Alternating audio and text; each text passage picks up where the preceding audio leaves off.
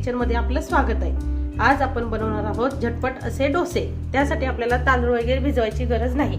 मी इथे 1 वाटी रवा घेतला आहे, 1 वाटी पोहे, 1 वाटी दही आणि हे आपलं चटणीचं सामान आहे। ह्या 3 पदार्थ मिक्स करून छान असे आपले डोसे तयार होतात। आपण सुरुवातीला मिक्सरच्या भांड्यात रवा, पोहे आणि दही मिक्स करून छान असं डोशासारखं बॅटर तयार करून घेणार आहोत। आपल्याला सुक्कच फिरवून घ्यायचंय, पाणी टाकून वाटून घ्यायचंय आणि त्यानंतर आपण चटणी तयार करणार आहोत। तर मी ह्या तिघांचं बॅटर सुरुवातीला तयार करून घेते।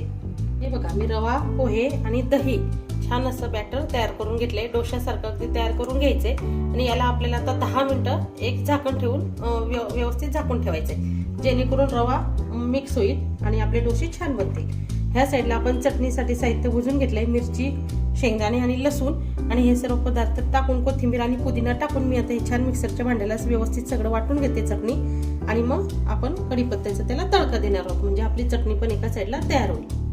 हे बघा, आपण सर्व पोहे, रवा आणि दही वाटून एक 10 मिनिटं आपण रवण मिक्स व्हायला ठेवलेले होते। हे बघा, आपलं आता डोशाचं बॅटर अगदी छान असं तयार आहे। यामध्ये फक्त आपल्याला मीठ घालायचंय आणि डोसे छान असे बनवून घ्यायचे। तर छान बारीक वाटायचं, म्हणजे डोसे छान होतात। आणि ही आपली चटणी इथं तयार झालेली आहे, त्यात मी तडका पण टाकून ठेवलाय।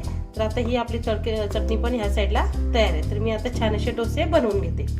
बघा, मी इथं पॅन छान गरम करून घेतलाय, त्यावर मी आता डोशाचं बॅटर टाकून छान असे अगदी झटपट डोसे तयार करून घेते।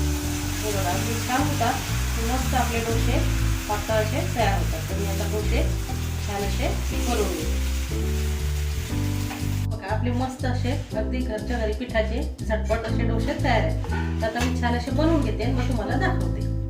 हे बघा, अगदी झटपट डोसे आपले तयार आहे, अगदी छान होतात, तुटत नाही वगैरे आणि खायला पण खूप टेस्टी लागतात। तर असे डोसे तुम्ही नक्की बनवा, तांदूळ वगैरे भिजत घालायची गरज त्याला पडत नाही, अगदी पटकन होतात। तर असे डोसे बनवा, खा आणि लाईक, शेअर, सबस्क्राईब करायला विसरू नका। Thank you so much, bye.